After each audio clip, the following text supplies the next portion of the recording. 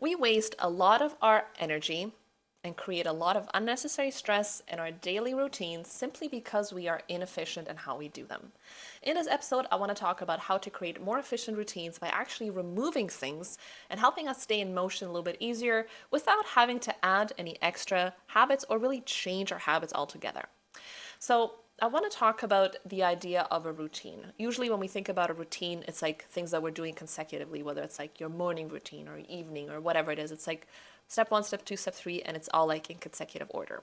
But we also have a lot of routines that are ongoing cycles of things that we do that are very repetitive that don't actually all happen at the exact same time. Something like washing laundry, you will continue to do that, or go grocery shopping, or I don't even know, shower or cook or whatever. Like these are all things that continue to happen regularly, but not consecutively back to back. And so these are the routines that I'm going to be talking about today. That we may not realize is that all of these routines that we have are actually more of a circle than they are a line. They all have a beginning, a middle, and an end. Even if those are multiple steps, they kind of follow the same format. And we run into trouble when we look at them as a straight line versus a circle. So I'll give you an example and then we can like kind of make sense of what it is I'm trying to talk about here with these different shapes. So something like washing your laundry. This is an ongoing thing that we all do unless you are filthy rich and you never have to rewear anything twice. I don't know anybody who fits that category.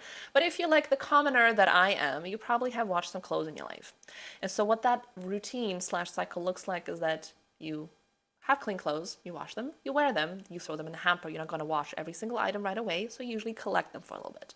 And then at some point when you've collected enough stuff, then you wash everything, you dry it, and then it's good to go again and you rewear it. So this is the cycle that we are ongoingly in. This could be a few days, it could be a week or more, whatever.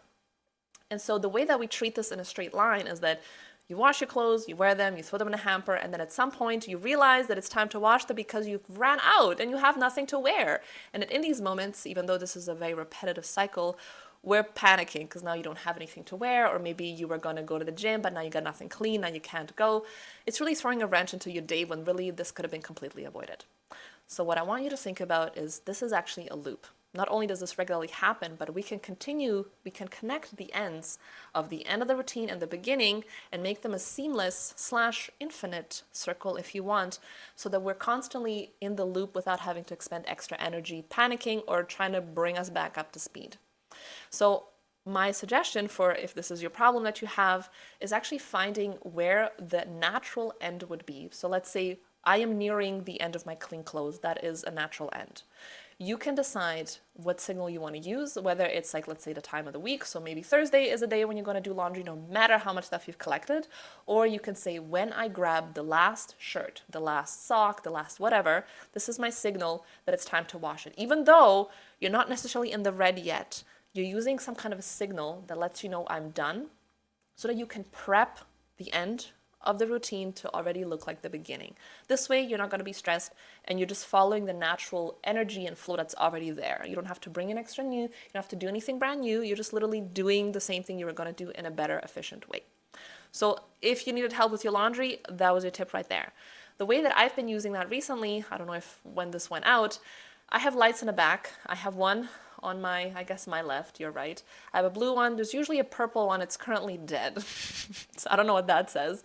I have some lights in the front, I have like a laptop, I have a bunch of things, all electronics that need to be charged.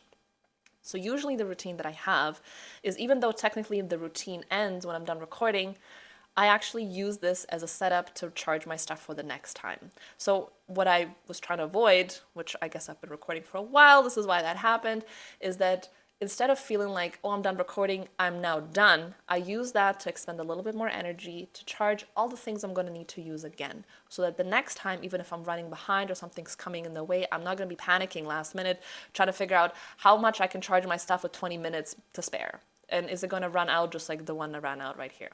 Usually it doesn't happen.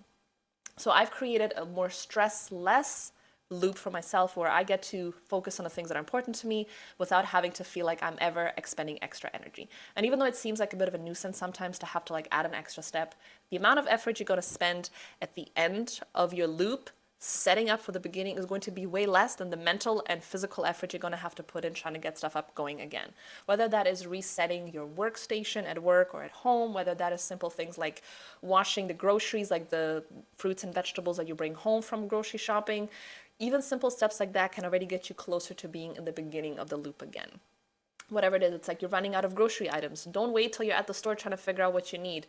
Get into the habit, or I guess tweak the habit, where instead of taking the container that's empty, throwing it away, and then trying to figure out the day you go grocery shopping what you need, write it down the moment you are throwing it in the garbage or the moment you're using the last of whatever. I'm running out. Next time I go, I need to grab it. You're going to avoid multiple shopping trips. You're going to avoid that like, oh, no, I forgot it. Oh, no, I now ran out. Avoiding moments like that when you know you're going to be doing the same thing over and over again is going to be super helpful. So rephrase some of these routines that we have into more of a circle and see how many unnecessary steps you can eliminate and how much smoother you can make that whole process. And take care. Until next time.